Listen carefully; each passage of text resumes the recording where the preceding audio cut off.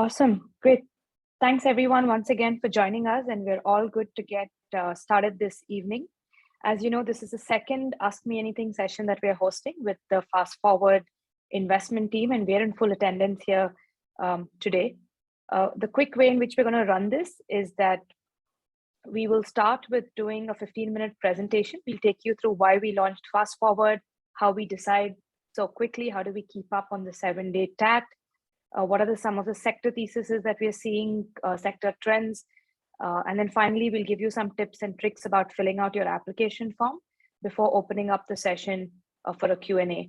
However, I would encourage you to not hold back at all. And if you could see a Q&A box in the Zoom window, please do start punching away your questions, and we'll try to take as many of them as possible during this session. So without much more ado, let's get started. I have with me Nilesh, Naman, and Faiz, and the four of us are the full strength of the Waterbridge FastForward team. So you can see that there are humans behind those emails and this big program that we run every year. A quick little bit about who and what is Waterbridge before we get into why we launched our dedicated seed program in FastForward. We're a classic seed to Series A tech-focused early stage VC. We have 250 million in AUM spread across two funds. Fund 1 is 2016 vintage, and Fund 2 is a 150 mil 2021 vintage. We've made 27 investments as of last month, with Newin being the latest one to join the portfolio.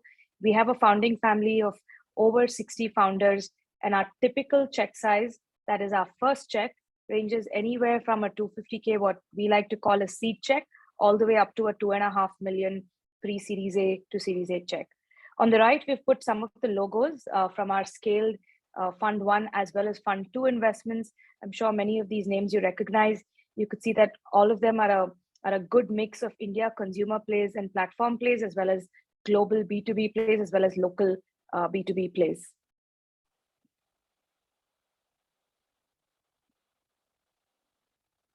In terms of why FastForward, how is it unique from the zillion other accelerator seed programs that we are seeing today? FastForward is built on two tenets, simply put: seed needs speed, and let's try to bring transparency to the early stage investment evaluation process. At FastForward, we enable founders to directly reach out to decision makers, that is us, investment team members at VC firms. We cut the chase and avoid doing multiple rounds of pitches.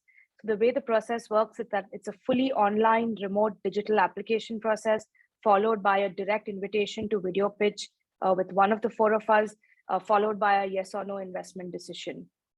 Secondly, it's all about not just about speed, but also about transparency. We're very clear that with FastForward as a fund, we'll put out there what our sector preferences are. We'll tell you yes or no. Even if it's a no, we believe in saying no fast. So we do have a 7-day commitment to founders on yes or no, whether we'd like to take the process forward or not. 100% of the applications do get a response. So I would encourage everyone to apply to FastForward, and we promise feedback, yes or no, within 7 days. We pitch directly to investment team, that is one of the four of us here. And best of all, we've published our key investment terms on the FastForward website. Of course, those terms are negotiable, but I think it sets a good expectation, or a first level of expectation in terms of what founders could expect while negotiating a seed term sheet with Waterbridge. So for us, like I said, it's not just about speed, but it's also bringing transparency to the overall early stage investment process.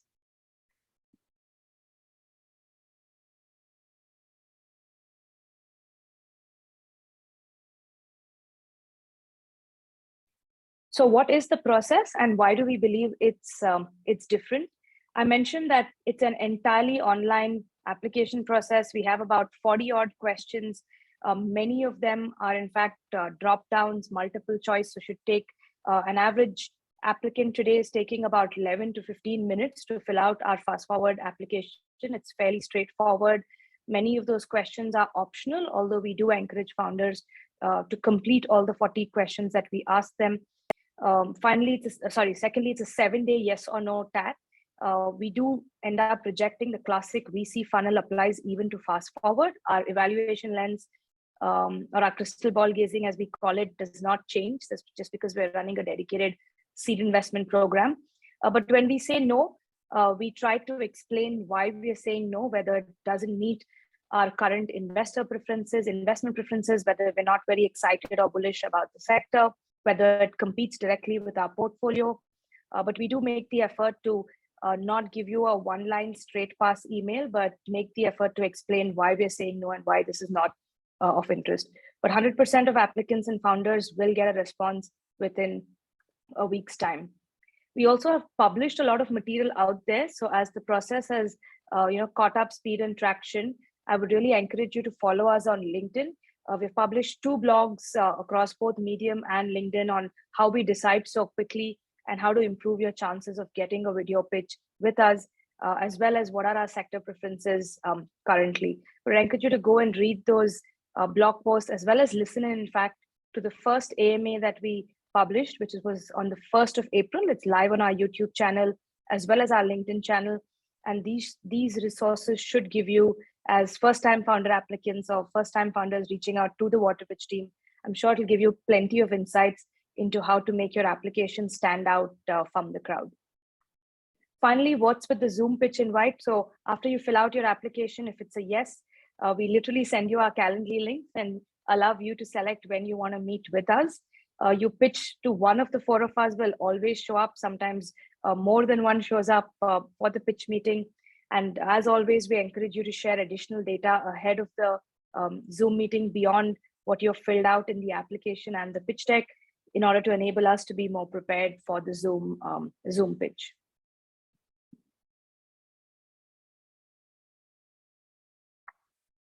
I guess the magic question is, how do we decide so quickly, and how are we able to commit on a 7-day TAT? Very simply put, WaterBridge has been in business for 6 odd years now, and we literally see thousands of deals every year. We also believe very strongly in having a highly curated portfolio. What that means is we don't believe in spray and pray or collecting logos. 100% of our investments are always lead positions. We like being the first institutional VC and therefore the largest on the cap table. And necessarily, we believe in a high value add approach. Therefore, if you're going to come in early and take a significant portion of equity, we really think that we need to have strong thesis building and strong sector preferences. And that's where I guess the magic happens, when we already have a set of sectors and subsectors or macro themes that we're very bullish on, and we end up finding eclectic, highly qualified founding teams that meet these sector needs. And those are the businesses that get the highest chance of coming and pitching to us.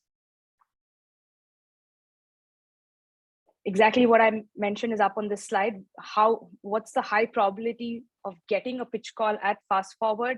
When I talk about markets, for those of you who have already filled out our application, you would have seen 6 large sector boxes that we would have published on the application.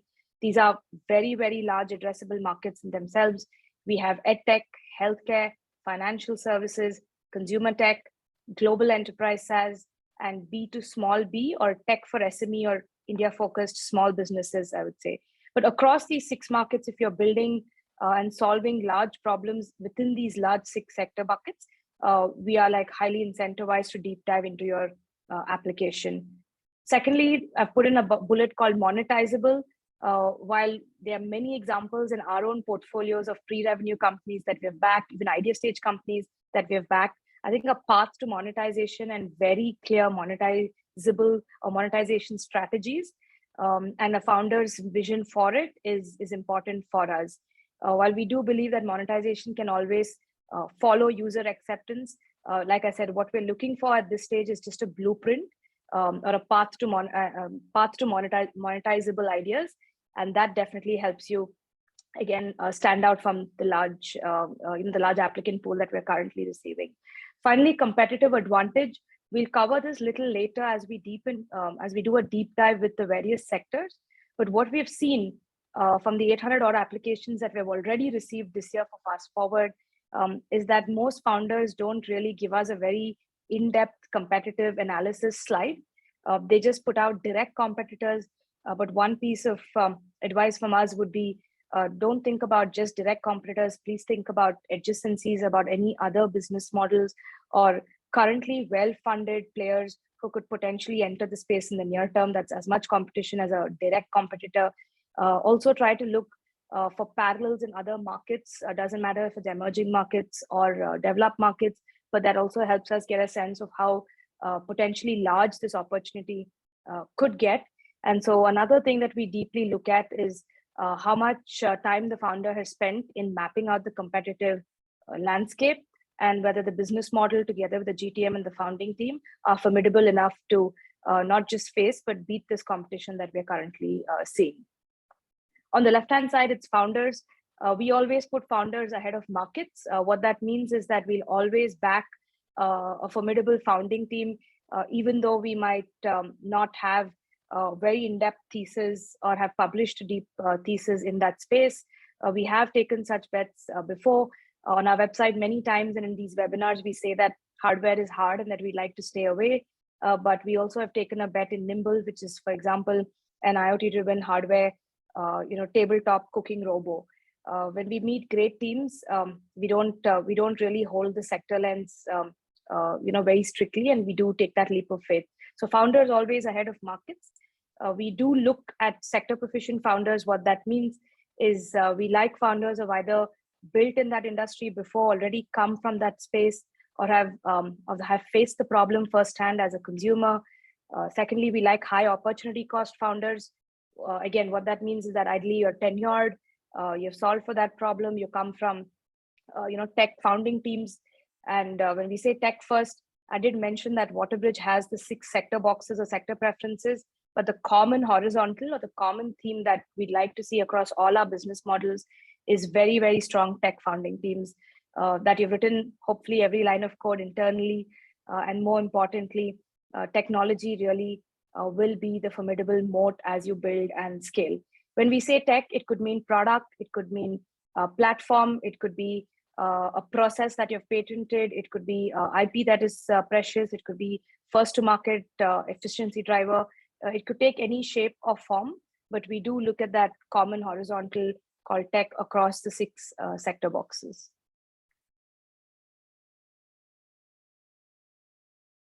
I'll now hand this over to my colleague, Nilesh, to take you through what the FastForward funnel is looking like this season. Nilesh, over to you. Thanks, Anjali, and welcome everybody to the session. I think what we wanted to do with this slide is kind of give you an idea of what we've been seeing so far, try and outline the process a little bit and help humanize, what we go through on our back end as well. So like Anjali had mentioned earlier, it's an online application process with a bunch of questions that we ask up front, which eventually will lead to a 7-day yes or no, then a Zoom call, and eventually a deep dive session, which could lead to a deal closure. So that's generally the wrapper of how you should look at the slide.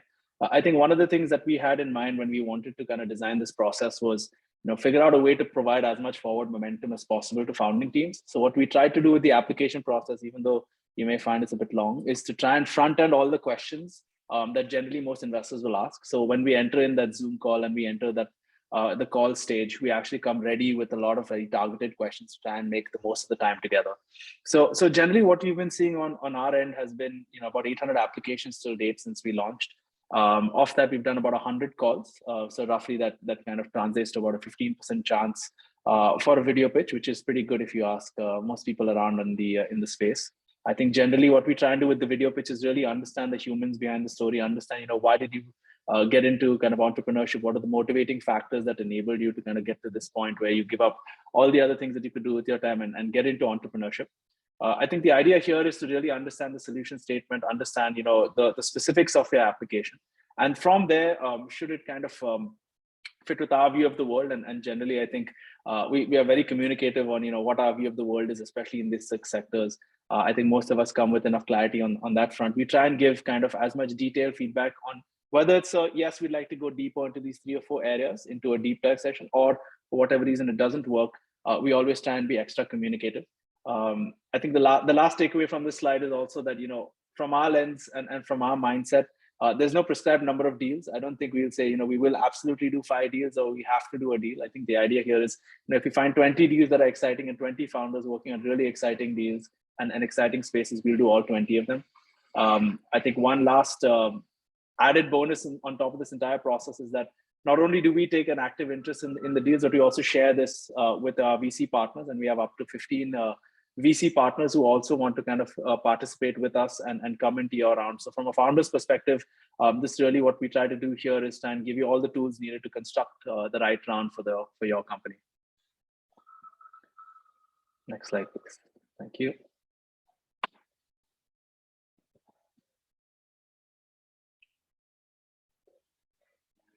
So this is actually our third iteration of FastForward that we're running this year. The first one, obviously, we launched in the height of the pandemic, as memory serves, just as the pandemic hit in 2020 was when we actually launched our first iteration. The second one was mid of last year, and then this is our third version.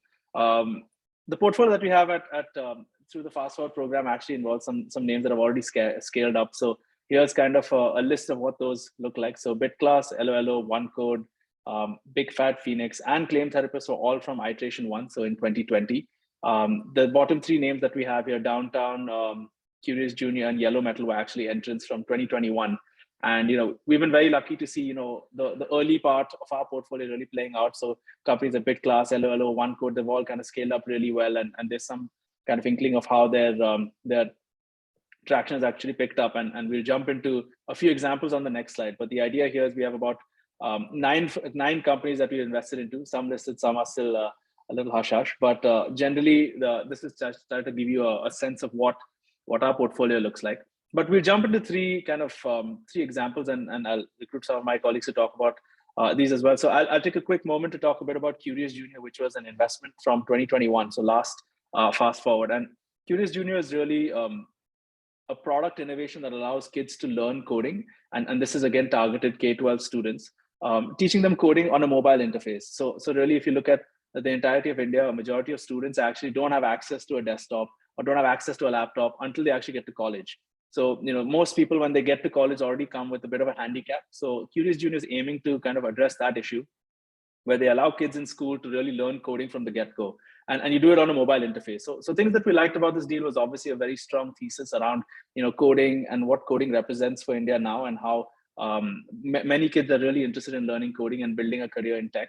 I think the second thing that we really liked in this investment was to understand the product innovation. So being able to input functions and being able to really code fully blown JavaScript on a mobile phone was an exceptional kind of product innovation that we love. And this is usually done in vernacular languages, and it's one of those models where you don't actually have a live teacher teaching you, so you can actually learn at your own pace. So that's one of the deals that we did, and Curious Junior raised a $1 million round. We invested in them along with one of our partners, Enzia Ventures. So that's one of the investments. We'll invite Naman to talk a bit about OneCode, and then Faiz for Elo. Thanks, Anish, for this. So OneCode is basically a network of direct agents, aka OneCoders, who sell financial products for digital-first brands like Upstock, Jupiter, Equitas. So the products are typically sold to users residing in Bharat, where where the people are not usually tech savvy and needs personal interaction to get the understanding of the product, and there isn't trust which needs to be established. So the agent is not a full-time employee and can work as per their own wish on the days they want to work with it. But whenever they decide to sell a product, they need to compulsory do a training at the OneCode platform. So this is quite unique, as no one was doing on the ground aggregation of agents, and there are a variety of products which are available to sell on OneCode. And today, the highest selling products are Demat account opening and credit card products or savings account opening, which are done by the OneCoders. And soon, OneCode is trying to it's getting into amplifying its insurance and personal loan products also. So there are more than 30,000 agents who are who earned through the OneCode platform as of last month, and the company is growing massively at more than 30% month-on-month growth. They raised from us in the first cohort 2020, raised 500K from us, and last year they closed the follow-on round with Sequoia and Sequoia Search, and they closed a $5 million round, and you might hear of a massive round pretty soon. So that's OneCode for you guys, and I'll leave it up to Fast to take a little bit. Thank you, Naman. So yeah, LOLO is another one of our investments from back in 2020 that has managed to actually scale very quickly. A little bit about the app. So it's basically an app that enables live social experiences through games and entertainment. Basically, you can log on to the app at any time and partake in fun, family-friendly games, entertainment. It's basically all about live interactive entertainment at all times. So you can log on in the afternoon, watch a cooking show, play some games. You can log on back in the evening, play some games with the family. And the app has managed to create a really strong community of creators and users. Most users feel really connected to the creators because they have these daily shows that they are used to coming in on the app and tuning into. And what we liked about the deal when we saw them back in 2020 was they were going after a really big market, basically going after all of the TV viewing audience in India and tier 1, 2, 3 cities, and bringing them online and gamifying it as well. The founding team as well, Saurabh and Akshay, both were at Flipkart previously, had a lot of passion for the creator economy. So back in 2020, we decided to back LOLO. And since then, they've actually been on some journey. They've managed to raise follow-on funding from Lumikai and Better Capital. Currently, they're in the top 10 apps of the Google Play Store as well. And I think they recently hit over 2.5 million downloads on the Play Store. So yeah, quite a journey for LOLO and one Code Curious Jr. as well. That's a little bit about our FastForward portfolio. We can now move on to talk about our process of evaluation and feedback, sector preferences. So yeah, as Anjali mentioned earlier, the application process involves all of us individually evaluating applications. We don't have automated emails. All of the applications that you submit come into the FastForward inbox and are reviewed by one of us in the investment team. And as mentioned, we always try to give some sort of detailed feedback and provide applicants, whether it's a yes or a no, with a little bit of insight into our thought process. So whether it's the sector, the product, the GTM, if it's competing with one of our portfolio companies, we always try to give you an understanding of what works for us, what doesn't. If it doesn't, then why it doesn't.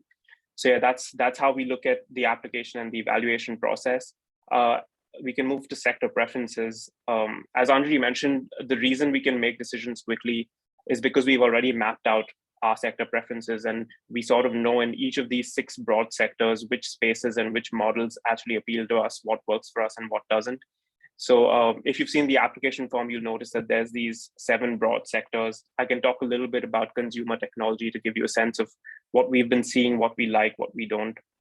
So in general, in consumer tech, we've been seeing a lot of social networking apps, a lot of verticalized e-commerce as well, which are actually quite crowded. I'm seeing a lot of them with very little differentiation. So for a social network to actually appeal to us, it has to be something with a really unique distribution angle, unique value proposition for you users to actually come on board and tap into those network effects.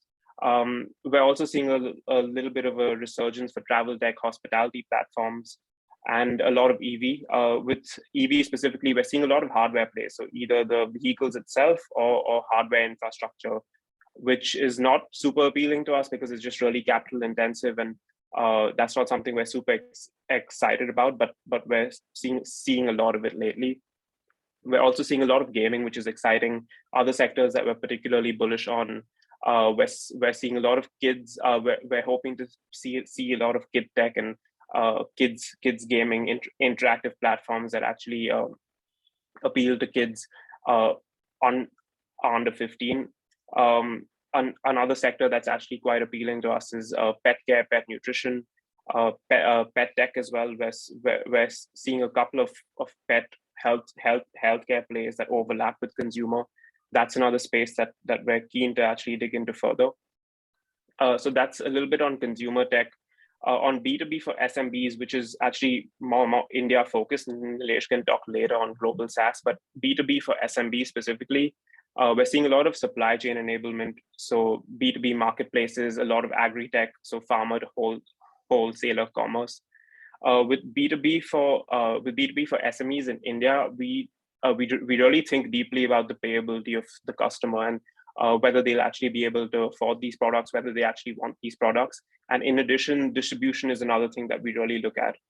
Distribution in general is difficult, especially so SaaS for SMEs in India, for example, that's a that's a tough market because GTM is just challenging when you're selling to non-digital first companies. So yeah, these are things that we generally consider when we're looking at B2B for India. I'll let Nilesh go next and talk about global SaaS and also EdTech. Thanks, Fez. Yeah, happy to talk about starting off with global SaaS, and I think the idea here and the delineation, like Fez said, global SaaS really are products made for the world. So again, selling to enterprises for the world. I think here generally the trends that we've seen in the application process have been a lot around low code, no code platforms, sometimes verticalized, sometimes more horizontal, but really a way to get SMBs even globally tech powered and trying to get these products out to the right folks out there.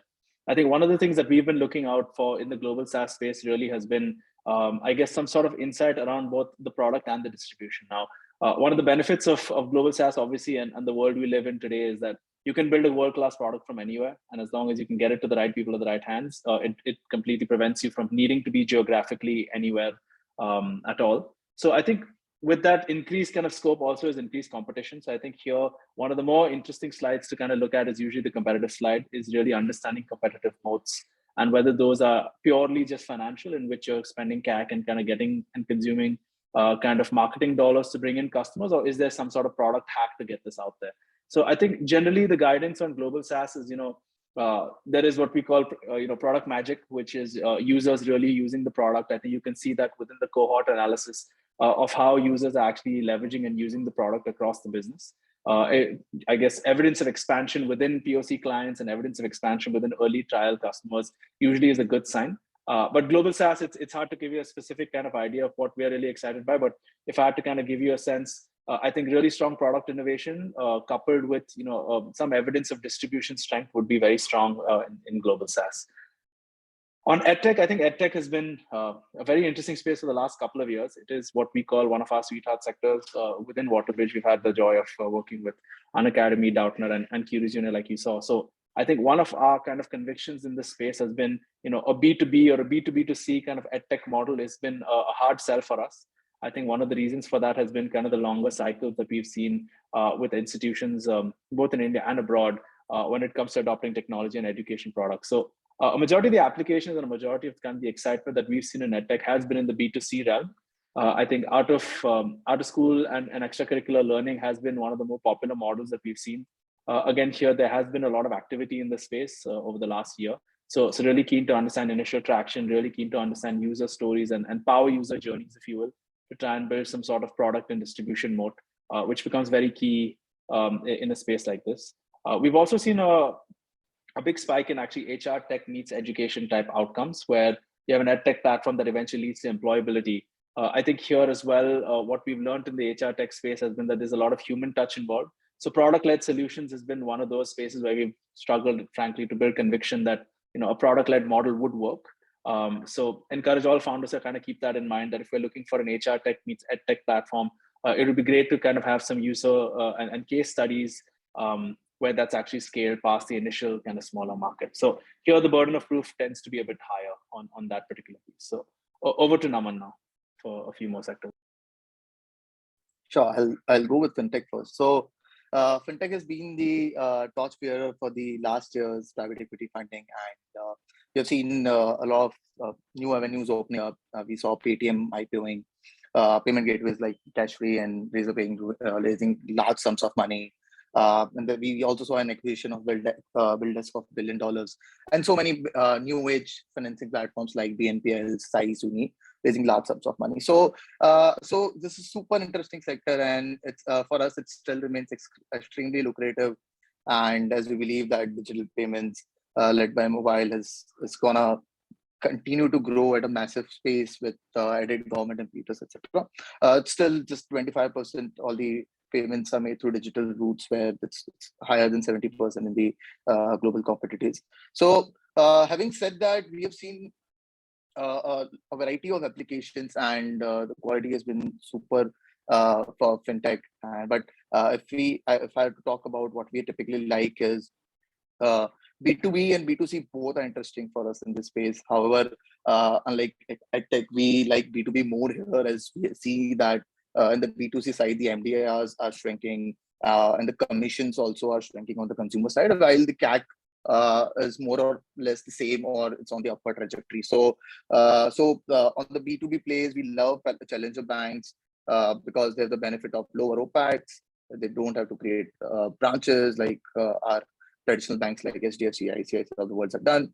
They have lower regulatory pressures. Surely RBI is what I'm talking about. So they have the capability to leverage the platform as a service and on tap plug and play, sell insurance products or lending products or typically savings products, etc. So the vertical plays in that, which are using native UI UX designs and leveraging contextual data, are super interesting for us. Having said that, embedded finance is also something which interests us a lot. And both of these plays I mentioned are tech heavy plays. And so be it in insurance enablers, loan enablers, investment product enablers, plug and play API providers is someone on the grounds of M2P or Zeta, what that's done for prepaid cards is something which interests us superbly.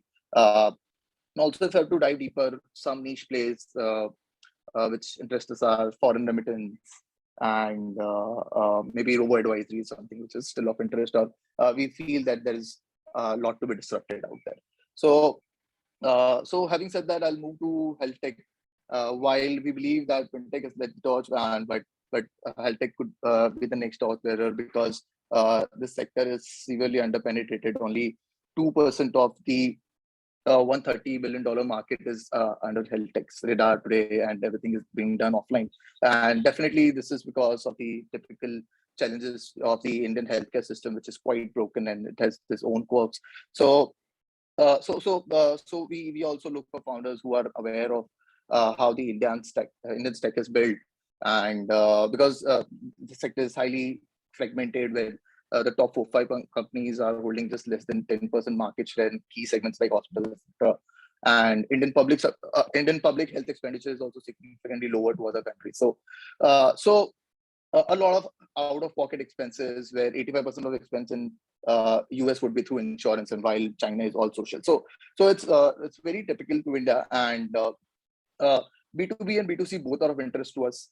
I'll just come to what kind of applications we are receiving. We have a special filter on operation light businesses in this sector, because home care, services driven businesses, etc., doesn't fit into our tech-led scale disruption preferences. So that is one play we are seeing a lot, but doesn't fit into our radar. And we see a lot. We have seen, at least I have seen a lot of interesting plays in hardware, where the founders come up with distinguished products.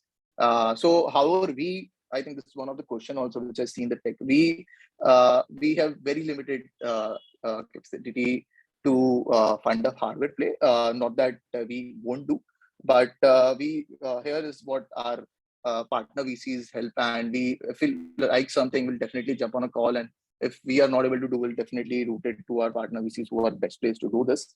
So those are on the hardware deals which we see, and apart from that, the productization is super important. We have seen a lot of mental wellness plays in this set, which everyone has been able to gain a good initial traction, and kudos to all the founders. But what we have seen is productizing the growth is super critical there, and people have built around measurability. People have built around different kind of therapies. But what we have seen is user retention is low because of lack of productization. So this is something which remains of key concern to us. And if I talk about what we typically like, we like full stack chronic disease management platforms like what B2 has done for diabetes.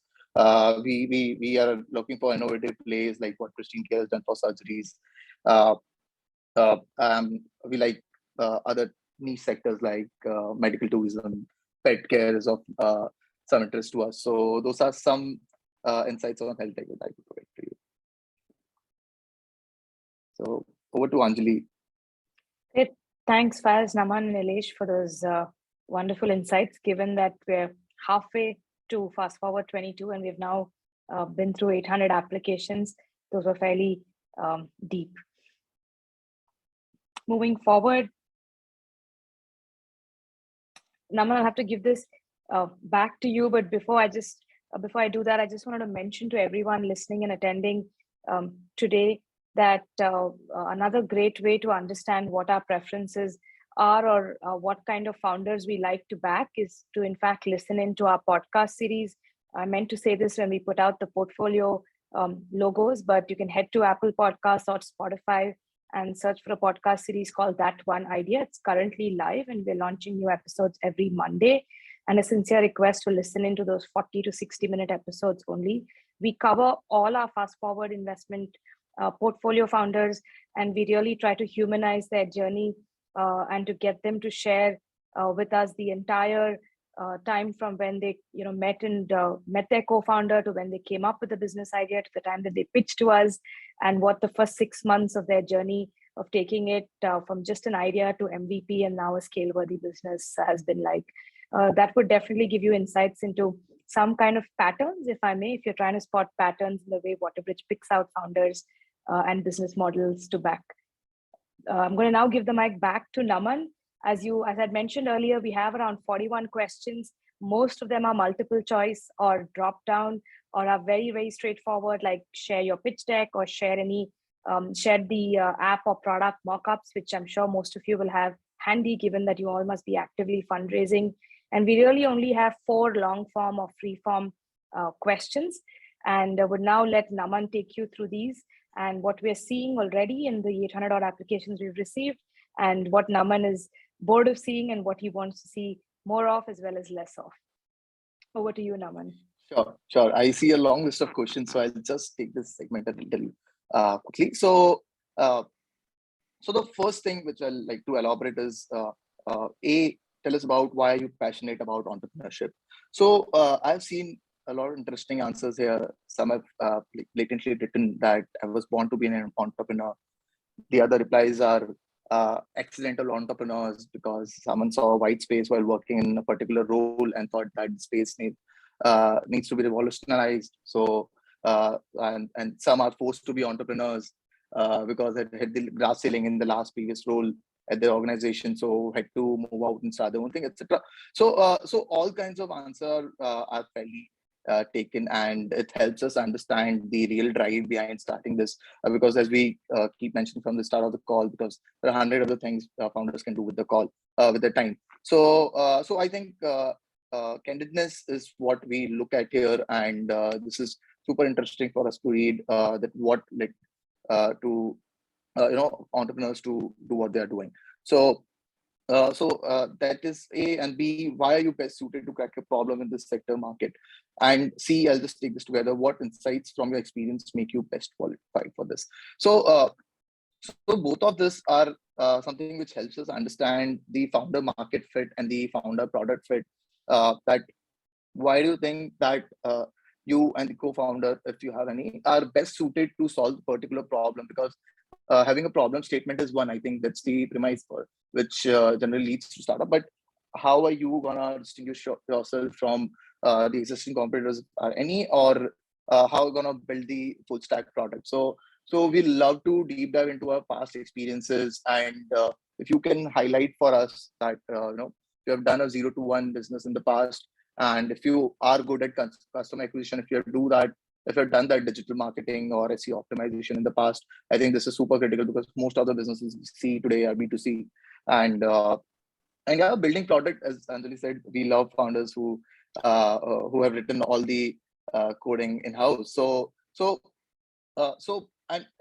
interesting analogy which I always say, that once someone was building for millennials and told me that I'm millennial myself, I'm best suited to solve this problem, and like other than a 40-year-old who's solving for this problem, I think this is also fair in saying that they are best suited to crack the particular problem. So yes, again, I'll move to the next question, before this, there's one question which we have not mentioned, which is a short business description. So if you have not filled out your forms, I would just highly encourage to place special emphasis on this, because at least for me, I read that section very diligently, and so this is the first. This is the second thing which catches our eye and gives us the most detail about the business. So that segment is also pretty important. And the next which we see is, tell us about one local and global competitor or similar business that you admire. So during the call, you must have realized how important it is how important the competitive landscape is for us. And the answer could be like as simple as someone in mobility can answer. It's an Ola is a local competitor and Uber is a global competitor. So, but what we encourage is if you can list down the direct competitors and indirect competitors for us. And sometimes it could be that today they might not be your competitors, but when you scale up, and at least this is how your vision of the product or the company to be built, that they could be potential competitors. I think we would encourage you to put that too in there, because it doesn't just help us educated. I think this is the least what we look for, but helps us also show your understanding of the market, and also the turnaround times really gets quicker. So some people also mention how much amount the competitors have raised, how much ARR they are doing, and I think however detailed this segment is, it's more healthy for us. So that's on that. And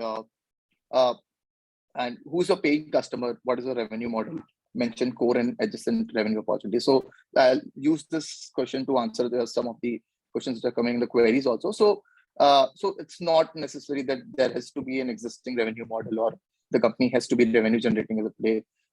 It's a conviction which we back, and the founder market fit is what we back. So it could be how you envisage your revenue model to be. It could be as a percentage of GMV. It could be license fee. It could be pay per logins, right? So number of downloads you feel, number of paying customers you think can become. It could be subscription led. It could be n number of. It could be a percentage of GTV, interchange revenue, etc.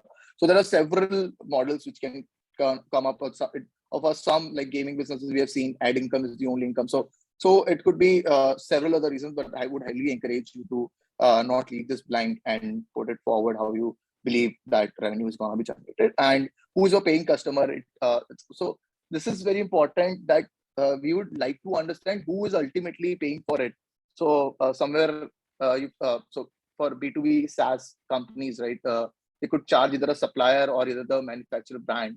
So, but ultimately we need to understand who is paying for them. But we have seen mostly brands pay for it. However, the check comes from the manufacturer, because ultimately it adds up to the cost of the brand itself.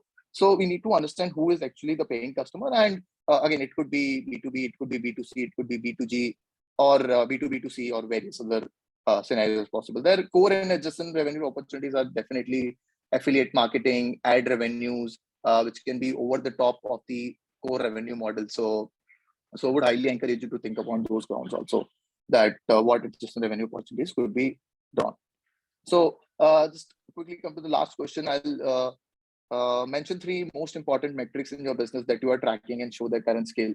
So again, the important metric could be GMV, it could be revenue, it could be EBITDA, it could be GTV, or it could be even downloads.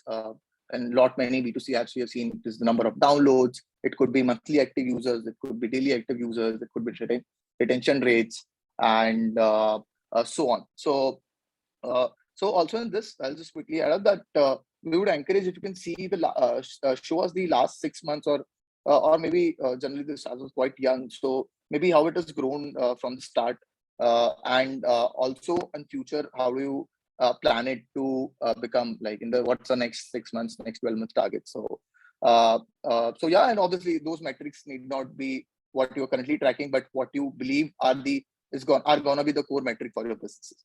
So I think that's pretty much about this. Back to you. Awesome. Thanks, Naman. And with that, I think it's time for us to get to the questions. We have a good 15 minutes left. And my one request is if all of you could please put your questions in the Q&A section rather than the chat box. It just enables us to answer, assign, and for some of us to also type out the responses privately, so we get as many questions answered too. So just a request, Samir, I've seen you put it in the chat box. If you don't mind me asking, just copy paste that into the Q&A section will really help us get to all the questions on a FIFO basis. Before we get started, would like to just point you over to the chat box. Faiz just posted 3 links. One is the link to our FastForward website. There is a very detailed FAQ section in the website where we answer A lot of the questions that I see coming up on the chat box, for example, are the terms standard?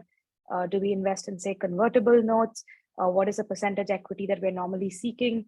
And many of these questions should get answered via the FAQs that we have published on the FastForward website.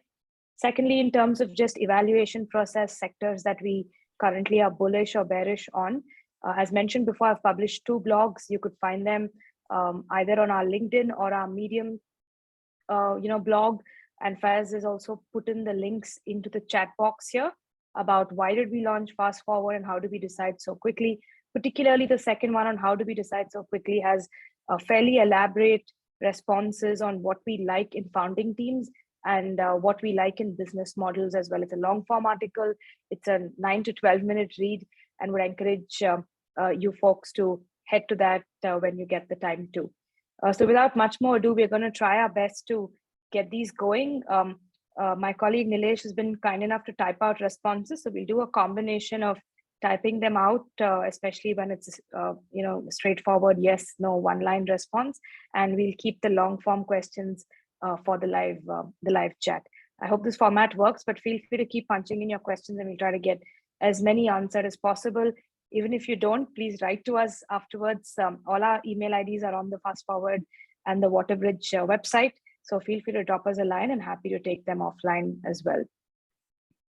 To begin with, we have Pooja, who asked us a question right at the beginning about a solo founder. Let me take that one. Pooja, it's a great question. I think we've addressed that in my blog about positive and negative biases about founding teams. At Waterbridge, like I said, we've made 27 investments, and I was looking back and thinking, have we ever backed a solo founder?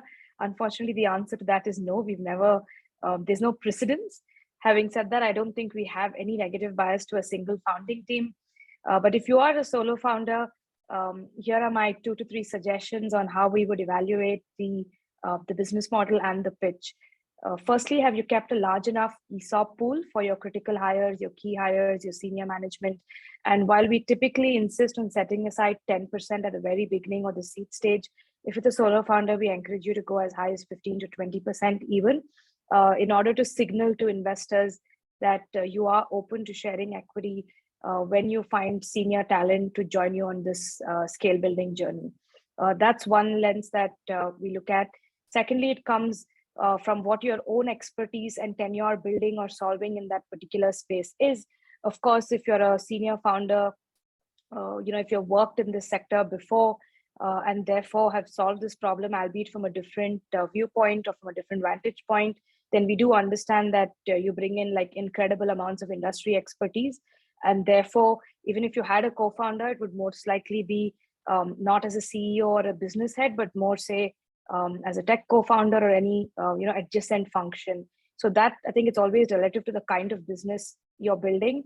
And we've especially seen a lot of senior, single or solo founders who've spent say 15, 20 years in the sector and have massive confidence on their ability to not just execute, but also to attract the right quality of talent to join them very early on their journey. So I think ability to attract talent as well as confidence in execution driven by prior expertise in that sector could also very positively influence your application. I hope that helps, Pooja. And moving on to what Purina has asked about, do you mind elaborating on tech? Let me take that up before I pass the mic around. Like I mentioned, when we say tech, we look at it from multiple evaluation lens, something as basic as whether most of the tech has been coded in-house or have you worked with third-party dev agencies. The reason we ask for total number of employees in the application, and when you meet us, we always ask, can you give us a split of your employees by department or by competency? That also gives us an insight on, do you have more tech product engineering folks in your team, or do you have more operations, customer care, and other functions in your team? That gives us a sense of tech. Are you building a product, a platform? How much of the tech is IP-able? Do you have an existing patent? Have you applied for one? Or is it just a general, say, consumer app or a consumer platform that you're building, which is not really patentable? And I think these are some of the questions that we ask ourselves, but definitely high bias to tech founders in the team to in-house, tech to an MVP that's currently working that you could demo to us. So like a working prototype, if your hardware and definitely a private or public beta app, which we would love to see an MVP of at the time of coming to FastForward. I'm going to send this to Nilesh, who's our resident SaaS expert, on please elaborate your thoughts on SaaS adoption for SMBs who are traditionally not tech savvy. Yeah, thanks. So I think generally what we'd like to see here is, SaaS adoption for SMBs. I think one of the challenges that most companies have faced, and I think we've seen, I don't want to take any names, but we've seen some large companies that have kind of been funded in the space where whether it's some sort of accounting software, any sort of a very central SaaS tool that's being sent or being sold to these SMBs has actually had a lot of trouble monetizing. So I think one of the things that we struggle with, and one of the questions that we strive to understand is, what is the payability for software at these SMBs, right? So is it, I guess, the two ways that you can view this question is it one of those things where there's already some wallet share prescribed to some sort of SaaS expense, and is this kind of moving that expense to this product, or is it actually generating a whole new bucket of capital and convincing founders and SMBs or other people who are running SMBs to actually allocate more budget? So I think here one of the things that we're trying to understand is where does the founding team build conviction that the market is actually much larger, that people are actually happy to pay for tech software, and I think those are the questions. So I think it's hard to give you a prescriptive answer on this, but the question we're trying to answer is it possible for us to see the initial signs that this is something where there is existing budget and or people are happy to reallocate budget. So here one of the things we look for is existing traction, what use cases have been over the last 3 to 6 months, how that's actually evolved, and how we can actually see this continuing in the future. Thanks, Nilesh. I'm going to speed through some of these questions, given we have 10 minutes and about 25 questions to go. Raghavendra, thanks so much. I think you'll have to get back to us with what your submission ID or unique ID is. Drop a line to any one of us or to fastforward@waterbridge.vc. That's fastforward@waterbridge.vc. And we'll get to the status of your application. But very simply, if you have not received a copy of the application you have submitted, confirming that we have received it, then most likely there's been a glitch somewhere, and we don't allow edits to submitted applications. So just go out and fill another one, and we'll ignore the first one that you've submitted. But to your second question on whether we invest in companies that have already raised money, it's a yes. In fact, an interesting insight from the applicants is that over 50% of the 800 applications we have received have already raised money from either friends and family, from angels, or have been part of accelerator programs. It's in fact a reason we even ask that question in the first place. We think we really like applicants that have been through some of these programs, because that simply means that they'll hit PMF earlier. So yes, please do go ahead and apply even though you've raised prior. And as Nilesh mentioned, definitely looking at HR tech meets EdTech, and would love to have a look at what you're building. Nilesh will take the one in typing. Nilesh will type out for Ravi. So I'm going to close that out.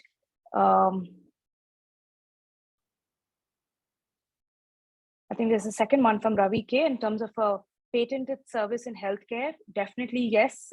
You've seen Naman. Naman's been handling all the healthcare platforms, and we've done work in healthcare before. So please go ahead and apply if you haven't already, Ravi, and we'd love to take a look at what you're building, especially if you're saying you have a patent.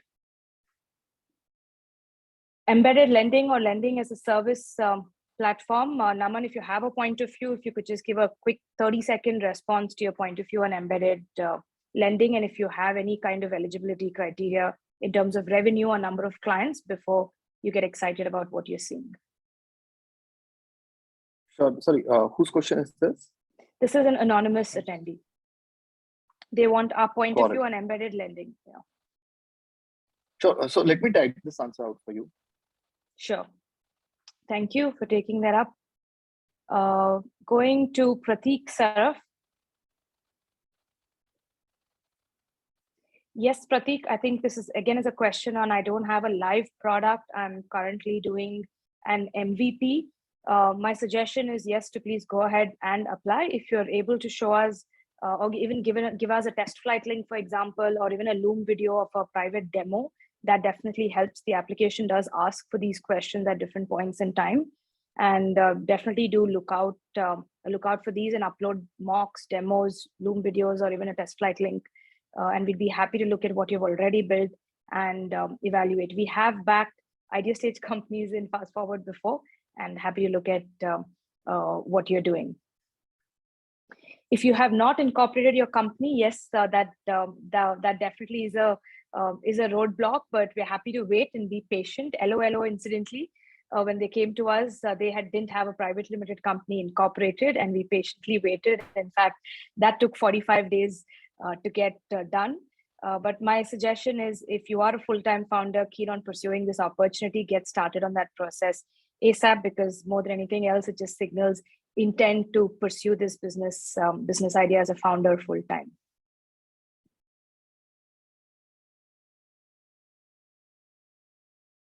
Samir has asked us what he thinks about travel SaaS for SMB as well as the travel agents market.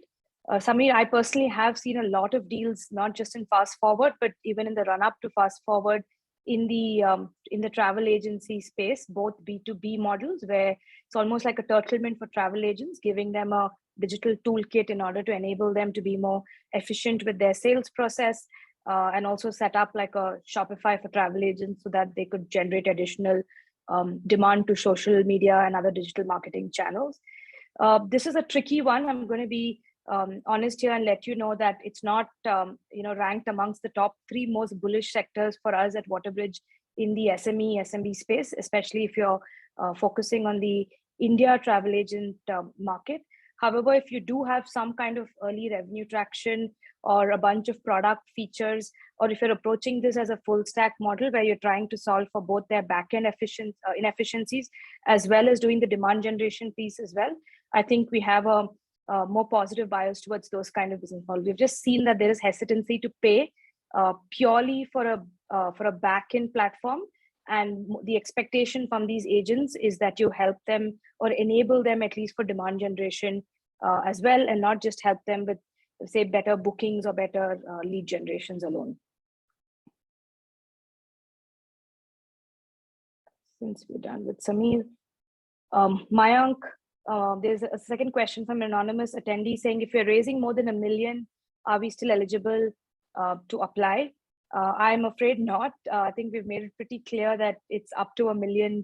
So anything less than $1 million is fine by us. But our expectation is that you're truly seed stage. However, FastForward is just a program at Waterbridge. And as part of the main decision cycle of the fund, we do invest up to a $2 million check. So I would encourage you, depending on what sector you're building in, to write to one of us separately with your pitch deck. And in March, once FastForward is behind us and we've committed to all our founders, we'd be happy to look at it as a non-FastForward opportunity as part of the main fund.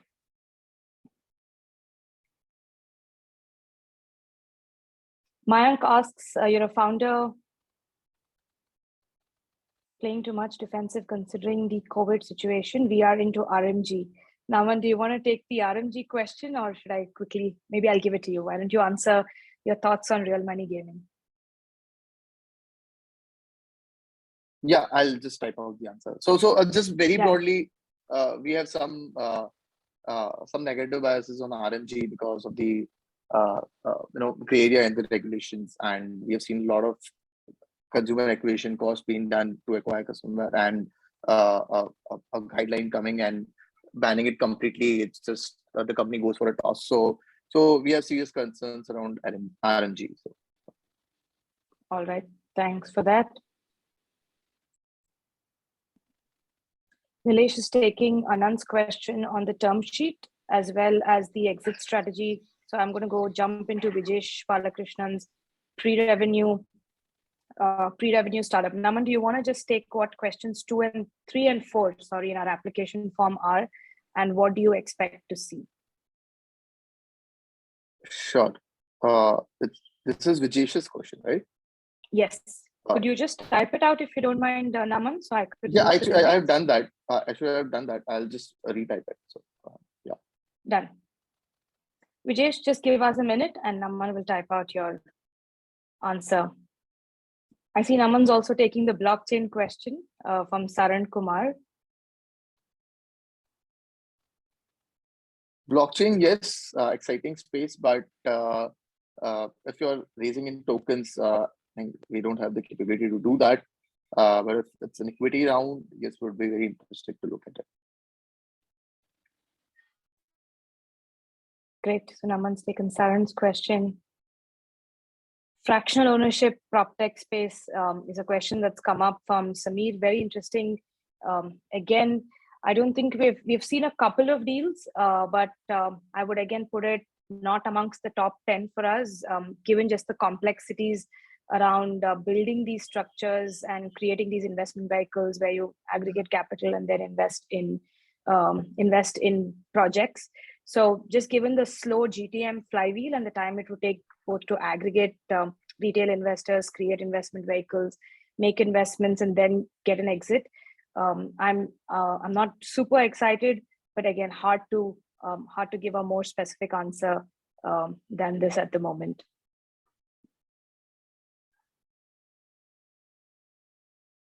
I think we already answered, Rakhi, we answered a question previously as well on the travel tech space. I hope you were able to get that in. With P2P decentralized cloud gaming, the answer is yes, but with cloud gaming, I just think the amount of capital you need to raise needs to be in multiple millions. I personally don't know what a 1 million check, how much can it move the needle forward? But if you do have a strong execution strategy or you come from that space, happy to have a look. Gaming's super close to me. I've published multiple articles on the gaming space and happy to have a look.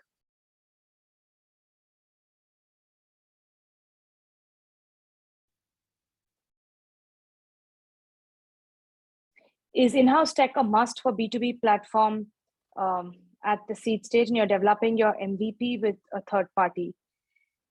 Yep, Abhinav Kumar, this is again, I would say not our stated preference as mentioned early on, but given that you have specifically mentioned that both of you are extremely strong founders and you come from the fashion tech industry yourself, I do understand that you're playing to your strengths while outsourcing tech in order just to gain speed.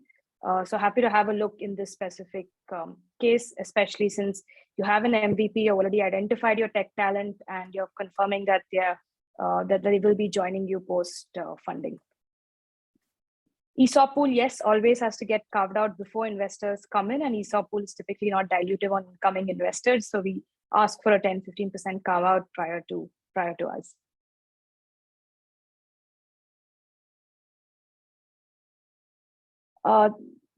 Tijo Andres is asking about small revenue.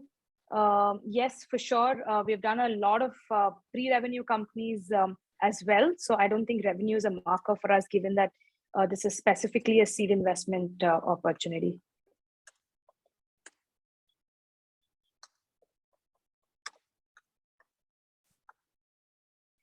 Naman's taking all the Web3 questions, so I'm just going to ignore them and give him some peace and quiet to type out the responses.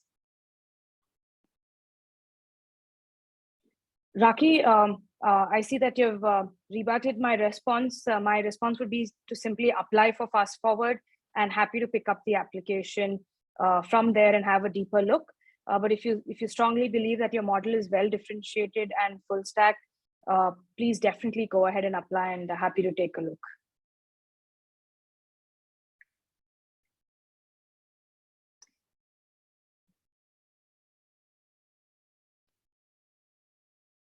Nilesh is taking the last one. I think we have no positive or negative biases towards age of founders. So please do go ahead and apply, and we'll be happy to have a look. I'm going to quickly come to some folks who've put in questions in the chat box.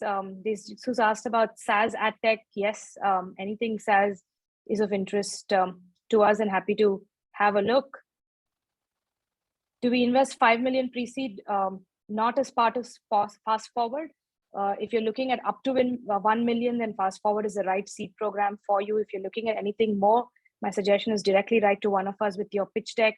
And if you believe up to a 2 million Waterbridge check can give us a lead position on the cap table, given your round construct, happy to evaluate. But Waterbridge only takes lead positions. I just want to reiterate that. So if 2 million can give us a lead in a 5 million round, happy to have a look.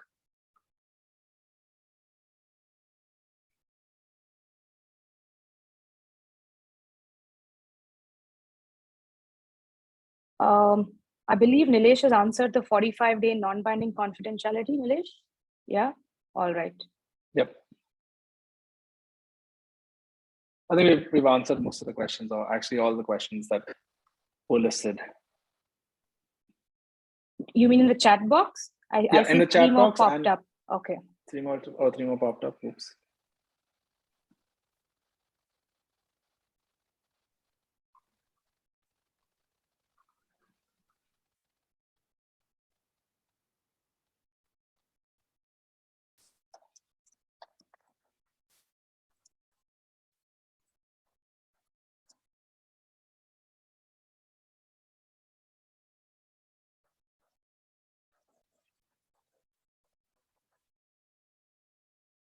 I think there's pre-revenue B2B manufacturing. I'm not sure what you mean by that, but if it's pure play manufacturing, meaning it's an operationally intensive kind of a business, that would be a no. However, if you're building an app or a platform or any kind of tech tool that that drives efficiency in manufacturing, then it's a yes for us. So I'm moving away from the chat box. Just a final request to put in your final questions in the Q&A only and not the chat, so that we have just one place to look at.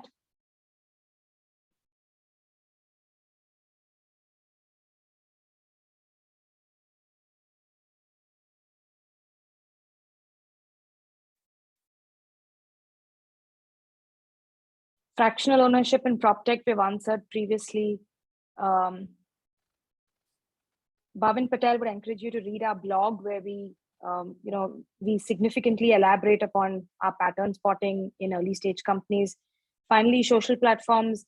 I think at WaterBridge we don't have a thesis around social platforms and impact. However, if you are building a business model that is very impact driven, then there are plenty of other VCs, grant organizations, etc. that would be the right source of funding. I think we aren't best suited for it, but there's plenty of other opportunity in terms of grants, research organizations, and even impact platforms and NGOs that could fund your ideas.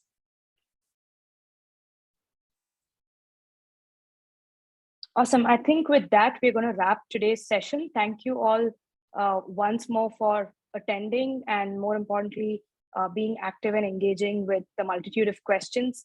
Once again, please head to our FAQ section on our website. Follow us on LinkedIn, where we frequently publish insights, and do join us next time we host one of these webinars in order to answer more.